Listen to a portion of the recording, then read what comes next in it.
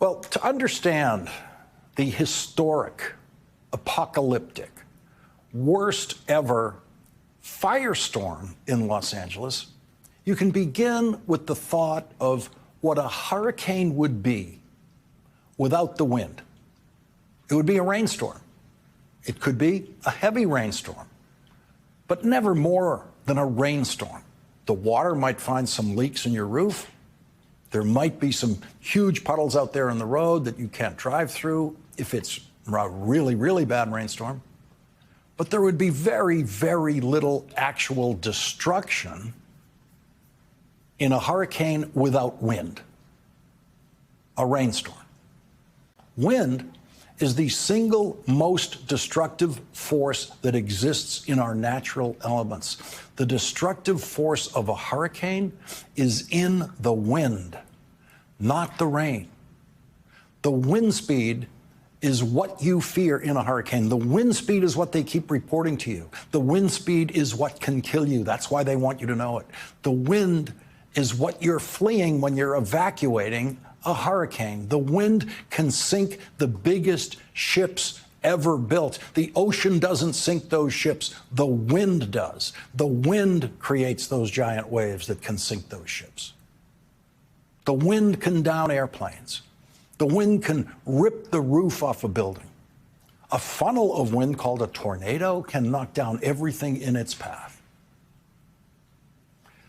They called it the Pacific Ocean when they first saw it, standing on cliffs in what's now California, looking out on that ocean, because after their experience with the stormy, windy Atlantic, they were looking at the calmest ocean scene they had ever seen, the most peaceful ocean they had ever seen. When they first stood on the west coast of this continent and looked out at that ocean on the edge of what is now called California, they thought, how peaceful, how Pacific. That's what Pacific means. They really couldn't believe that it wasn't just windy all the time, like an ocean is supposed to be. But wind is the most dangerous natural element in California. Wind can destroy much more than earthquakes can destroy. Because when a strong wind finds even the slightest spark, it turns it into fire and then turns fire into an explosion of flame and blows it at everything in whatever direction the wind is blowing. The prevailing wind in Los Angeles, the most common direction of the wind, is from the ocean to the land. The wind carries the coolness of the ocean air and the moisture of the ocean air. The most dangerous wind, the wind that is burning down Los Angeles tonight, comes from the east. It comes from the desert areas east of Los Angeles. And that wind, that deadly flamethrower wind, is named after a saint, Santa Ana. Almost all the place names in California are Spanish, since it is all territory that was once Mexico, seized by the United States. Even the wind has a Spanish name, Santa Ana. It is as hot a wind that blows in America. It travels over land with none of the cooling power of the ocean, none of the moisture of the ocean. It is dry. And when it's traveling over the driest of California land that hasn't seen rain during the rainy season, ignition is inevitable. It has to happen. It has to happen. And that is why, before a single spark emerged anywhere in Los Angeles, the fire department issued a warning the night before the fire started, saying that Tuesday would be an extremely high-risk fire day in Los Angeles, not because anyone was going to make a careless mistake with a cigarette, but because of the fact that the warm Santa Ana wind coming across the driest of winter Los Angeles in many years would surely somewhere be turned into fire. The question was just how big. And when the Santa Ana came, it was the worst wind Los Angeles had ever seen. Gusts up to 100 miles per hour. I've never seen winds at half that speed in Los Angeles.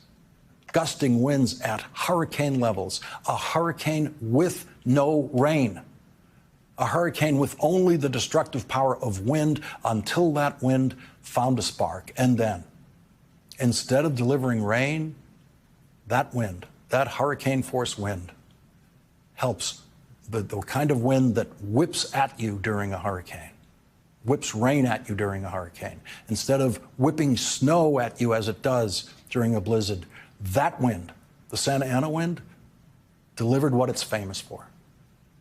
It delivered what it's feared for. That wind didn't deliver fire, didn't deliver snowflakes. That wind. It did deliver fire. Didn't deliver rain or snowflakes. That wind delivered fire. The wind put that fire where it is tonight. And asking why the fire department doesn't have the resources to put out these fires is like asking why the New York Fire Department couldn't put out a fire on the 100th floor of the World Trade Center caused by burning jet fuel. The fire on 9/11 was in an unreachable place for firefighting technology, and everyone knew that. Everyone understood. That's why that was so horrible. And that's where the Los Angeles fires always start. They start in inaccessible wilderness areas where fire trucks cannot reach.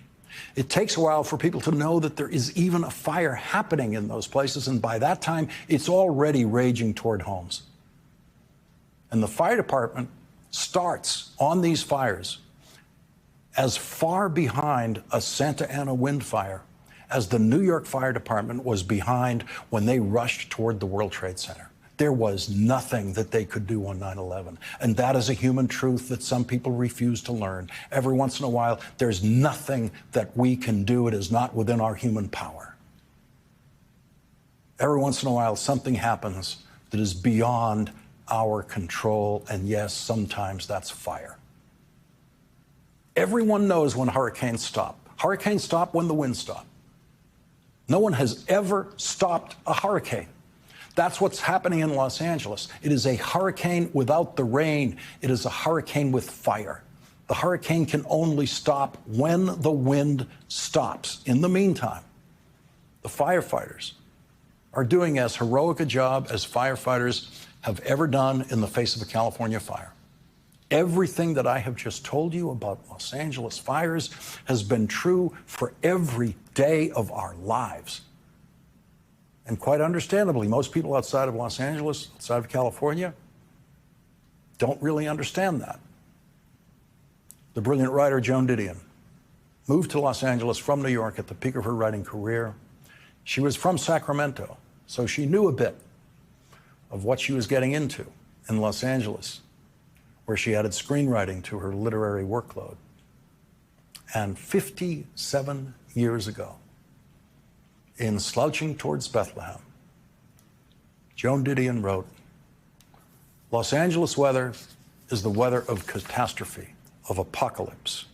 And just as the reliably long, bitter winters of New England determine the way life is lived there, so the violence and the unpredictability of the Santa Ana affect the entire quality of life in Los Angeles, accentuate its impermanence, its unreliability. The wind shows us how close to the edge we are." Thousands of people in Los Angeles have discovered this week that they were over the edge, and they have gone over the edge into the oblivion of complete burnout. Not just their burned down home, but their completely burned down street in their completely burned down neighborhood. And I remain among the lucky ones living on the edge. In my case, while I'm here in New York City studio tonight, my house in Los Angeles is right on the edge of the fire. Fire trucks have been on my street for most of the last 24 hours, hoping to hold the line at or near my street if the winds decide to blow more strongly in my direction. It's not up to the fire What happens to my house or any house in Los Angeles is not up to the fire. Tonight, our homes in Los Angeles, if they will survive, is entirely up to the wind. And Santa Ana is going to come back tomorrow. And as usual, she will bring no mercy.